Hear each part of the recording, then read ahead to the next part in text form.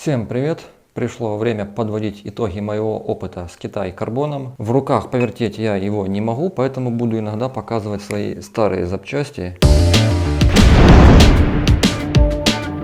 Где-то 5 месяцев назад заменил свои родные стоковые алюминиевые запчасти от Cube New Road на Китай карбон. Конечно же, были опасения, что все это ненадежно, что все это хрустнет.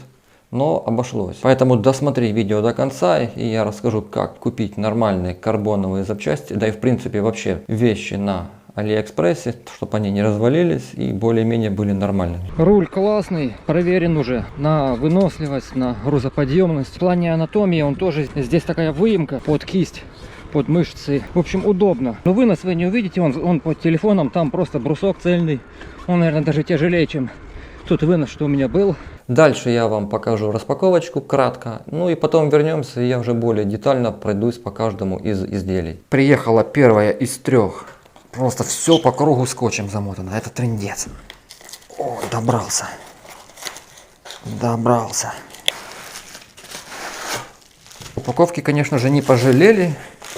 Вот он еще упакован так добротно. Тосик. Как его там правильно? Снизу вкручивается, здесь сверху. Интересная система. И как его вообще затягивать? Карбоновый подсидел у меня уже есть. Приехала еще одна часть. И в комплекте проставочные кольца. Это у нас вынос 70 сантиметров. Да, прикольная штучка. Прикольная. Надеюсь, болтики не жиденькие будут. Ну и третья запчасть. Это у нас руль. Приехал в большом ящике, пришлось его распаковать прямо на почте, потому что не влез. Это тот же бренд Plaid ACO SL. Из интересного у нас здесь уходит внутрь трос и из-под руля выходит, то есть интегрированная в руль проводка. Руль у нас это бренд Plaid. Искал что-то более-менее адекватное, не полочку такую, как современные рули, и не трубу, как был мой. Хотелось что-то вот плоское, но более-менее адекватное. Плоский руль это не просто модно, стильно, современно, это еще и довольно-таки эффективно. Потому что он как минимум пружинит и смягчает езду, упрощает ее. Есть, конечно, нюанс с установкой фонарика. У меня вот такое вот скоба кольцо было.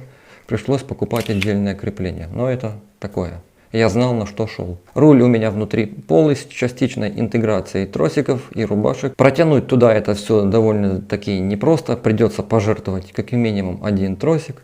Сначала мы затаскиваем рубашку, насколько это возможно, вытаскиваем наружу тросик, потом тросиком вытаскиваем наружу уже рубашку. И, конечно же, все это сопровождается активным использованием пинцета, потому что трос сам по себе не выйдет. Руль у меня хорошо пружинит, это, конечно же, не диван, но ощущается. Руль у нас удобный, здесь под вот эту часть специальная выемка есть, она такая волнистой формы.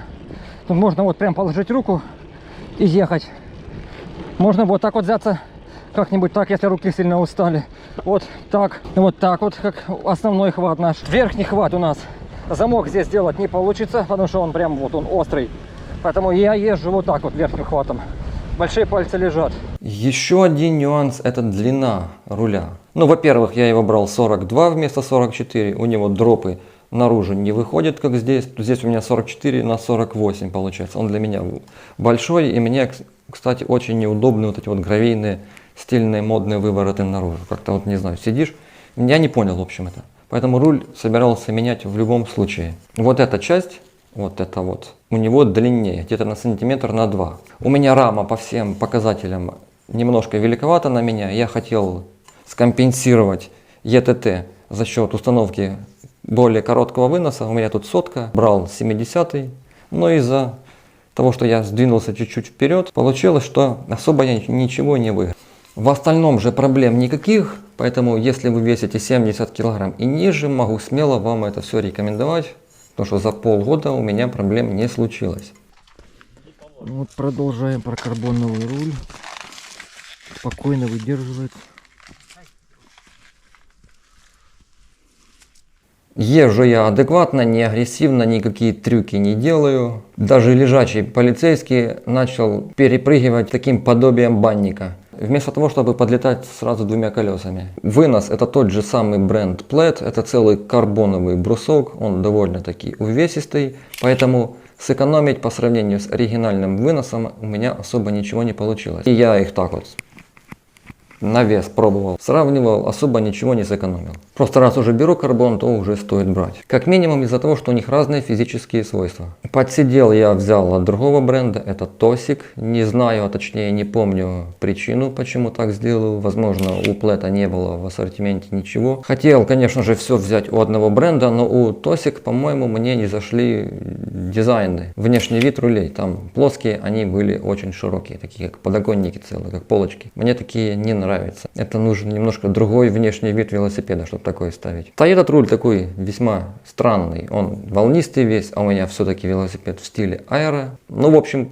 нормально, красиво и так. Подсидел примерно так же, как и руль. Отдаленно чувствуется, что он немножко гуляет на каких-то кочках, ямках, но пружины прям как таковой и нету. А вот по весу, да, он очень сильно легче, чем оригинальный. Эта турбина огромная. Прям такая тяжелая. Ух, поэтому на подсиделе грамм 100-150 я сэкономил точно. Ого, тут разница между ними. Ну, грамм 100-150 точно есть.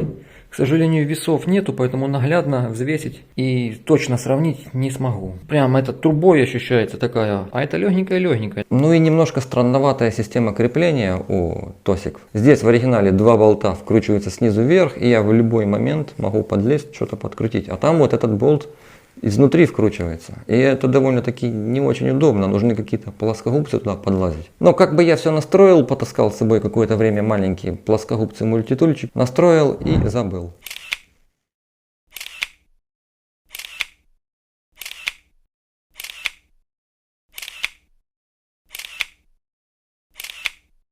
На этом по карбону, пожалуй, все. Сейчас, как я обещал, расскажу вам, как вообще покупать что-то на Алиэкспрессе так, чтобы это были нормальные вещи. И это касается не только карбона, но и в принципе вообще всего. Главное правило Алиэкспресс: никогда не берите детали ответственного назначения без бренда.